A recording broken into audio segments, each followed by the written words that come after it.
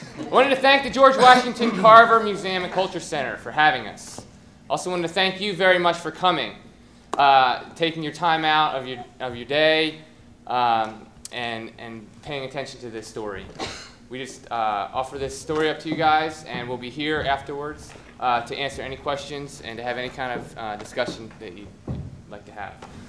And in agreement with what Ryan said, what I'd like to add is that this is a local story, and I'm sure many of you guys have heard about it through the news, newspaper, media outlets, and we're real happy to be able to present here in East Austin at this museum. So once again, thanks for coming out.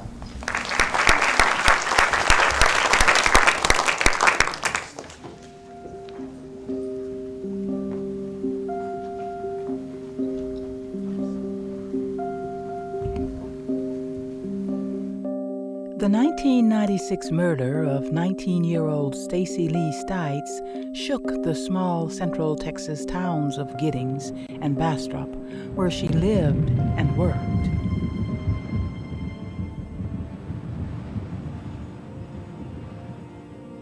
Shocked friends, co-workers, and family members waited almost an entire year before a suspect was finally charged with her murder.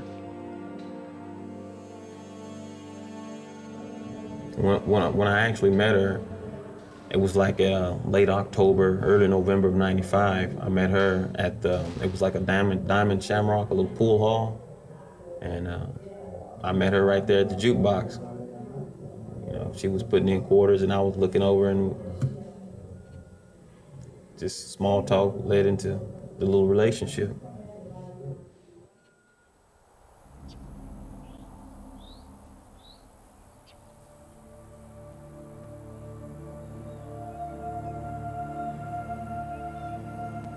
This morning, 19-year-old Stacy Lee Stites was reported missing. She left her home in Giddings around 3:30 a.m. and never arrived at work.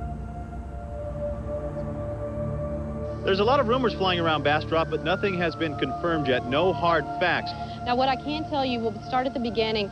Stacy Stites was supposed to be at work at HEB here in Bastrop at about 4 o'clock this morning. Later in the afternoon, her body was found near a road. She had been strangled. Reed's subsequent conviction and sentence of death should have helped the communities begin to recover from the tragic loss. Instead, almost 10 years after her murder, controversy continues to haunt the case, and the truth remains a mystery for many of those who were involved. It took the jury 5.5 hours to reach a decision. The verdict still leaves some with questions, while others feel justice is served.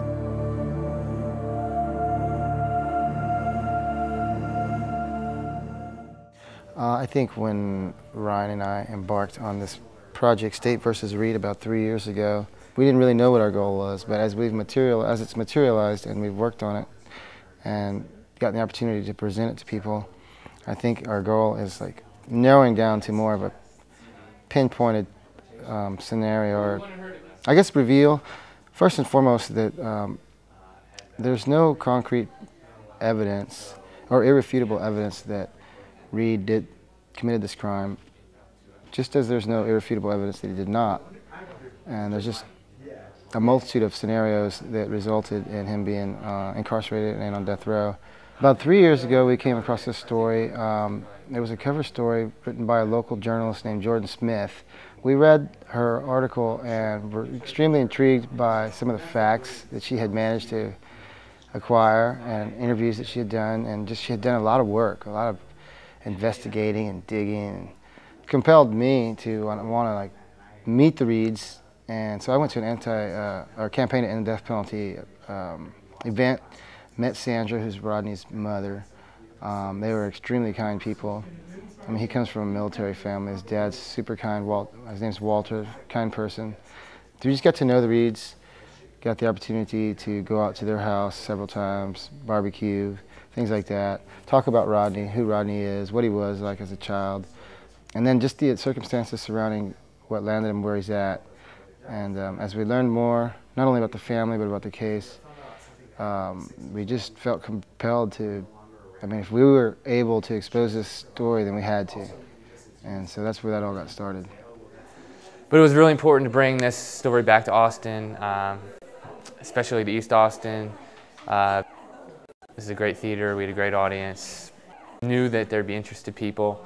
The story's out there, people want to see it, so we're just giving them an opportunity to come and see it and, you know, take it from there.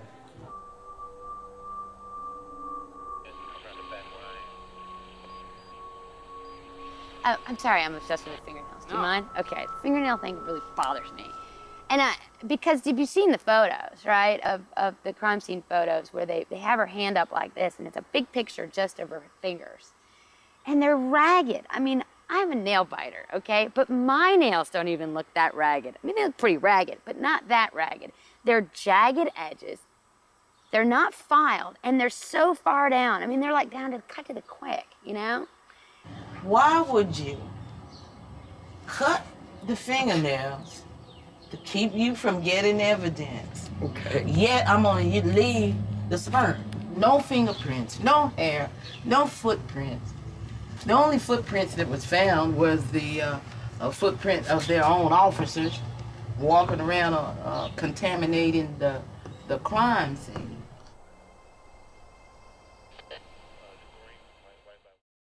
Is there any direct correlation with Rodney Reed, or what was the inspiration behind this film?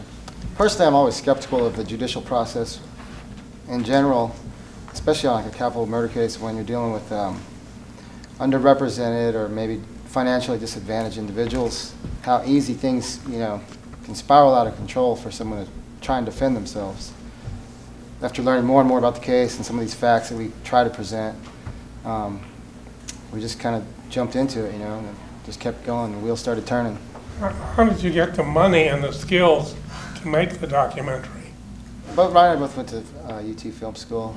I think this is our first big project. But as far as the money, there was none, really. This is all like, after rent and bills are paid, you know, you spend your weekends and your extra chump change to try to go get an interview down and come home and, you know, spend your money on your computer and do editing, and that takes 2 or 3 years before it finally get to this, you know. The key that you're exposing is why in this world do we have a death penalty? We are never going to have a perfect system. And, you know, you could try this or that and plug holes in this and that, but the fact that we're putting people to death on this kind of flimsy evidence and biased procedures, that's the benefit of what you're exposing, is the system doesn't work, as you said. You don't trust the system. How can we put people to death? It's not acceptable for me, you know, and so I'm going to keep showing this film until the end. If it's not acceptable to you, then, you know, there's avenues to make changes, and there's avenues to make differences. But really, I mean, like I said in the newspaper today, you know, I don't believe the court is going to be trusted to handle this case and a lot of other cases. You know, when we set up a screening, we go back into our archive of email addresses and send it out to everybody we know and all the listservs, and, you know, so that works really well. People who know people, and eventually you get a packed theater like we had today. If we can allow people to view this and decide for themselves whether they're okay with that, I wouldn't necessarily agree with it, but then I guess that's the way it is. But something tells me that that's not the way people think, and I think it's our goal and our job to bring it out, bring it to light, and allow people to see, if anything, this one isolated case, and it's kind of symbolic of a larger problem here in Texas with the judicial process.